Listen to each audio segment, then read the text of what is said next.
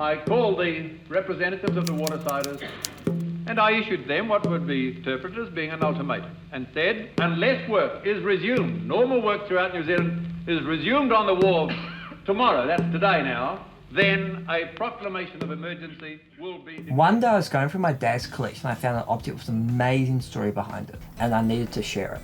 This story is about the 1951 waterfront dispute, not just how it affected the people involved, but the whole of New Zealand society.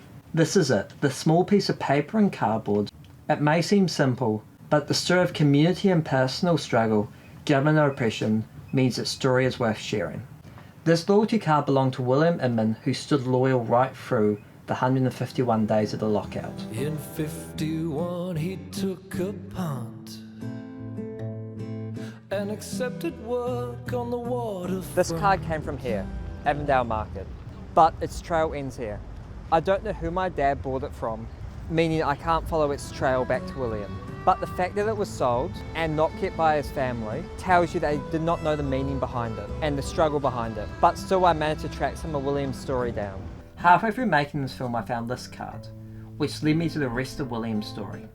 Unfortunately I have no idea what William did during the lockout, only that he joined the Waterfront Union in 1925, meaning at the time of the strike he was 16. But I did find out about his early life. He was born in Manchester. Then he joined the Royal Navy in 1907, where he served as a stoker. He was then recalled during World War I, where he fought in Holland and was then a prisoner of war. After this, he escaped and was sent to Gallipoli. At some point, he moved to New Zealand and joined the Waterfront Union. The wharfs have always been the lifeblood of industrial action in New Zealand due to the massive amount of people that worked on them. The 51 waterfront dispute lasted 151 days. At its peak, 22,000 workers were involved. In 1950, after repeated attacks, the waterfront decided to break off and form their own splinter union. They were then refused a universal 15% pay rise and only offered a 9%. They were then locked out of the wharfs by the bosses. Then the government declared a state of emergency and deregistered the union. Then on the 27th, they sent in the army to reopen and work on the docks.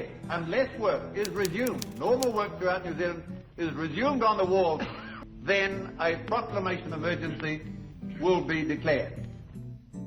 This state of emergency granted the government wide-sweeping and draconian laws in order to deal with the lockout. They first targeted the workers by making it illegal to aid them in any way, give them food, publish anything positive. Then finally on the 15th July, the union conceded to the government. And this is the context of why this card exists.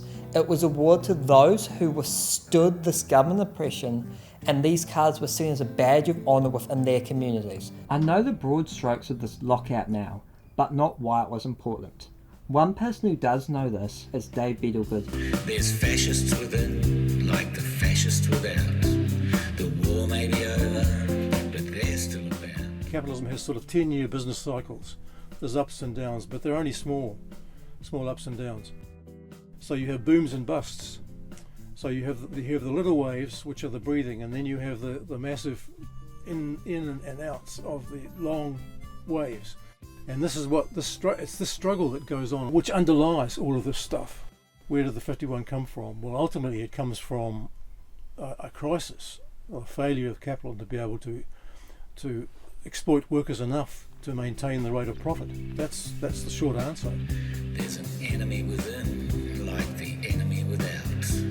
You gotta believe me, we have to watch out. Throughout the story, the main thing that stuck with me is how often history repeats itself. Because the lockout was the turning point of New Zealand history when it comes to labour relations, where capital won out, and we are still feeling the effects of this to this day. Which is why I got so lucky with my card belonging to someone like William Inman. This is because he was so archetypical of the sort of worker involved in the struggle. He was just a living, breathing human being that was swept up in one of the most important events in New Zealand history. He was there when New Zealand was founded on the beaches of Gallipoli. He worked on the docks, which were the lifeblood of our country. He was betrayed by his adopted home. But his real experiences and what he went through during this lockout is still hidden from me. I don't know how this government oppression impacted him, but I do know it mattered to him. I don't know why he chose to strike, just that he wanted a better life for himself and was punished for it. When he was just a working lad. He would have been really part of the backbone of that lockout. He would have been sticking to the rank and file of the unions.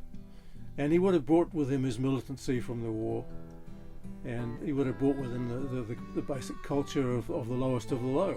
It was a victory because it resisted all of those temptations to give up, and it stuck it out to the bitter end. And it wasn't the fault of the Wharfies and their supporters who were to blame for the defeat.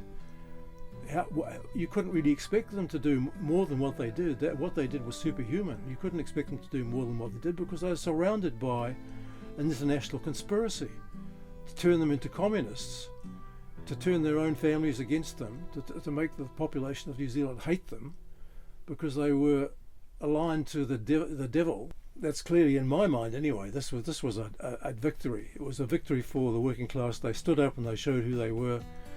Remembering William's story and what he went through is the most important part of this film, because without this, we are doomed to repeat it. There'll be no more unions if they won't play by the rules. I believe we got a state of war,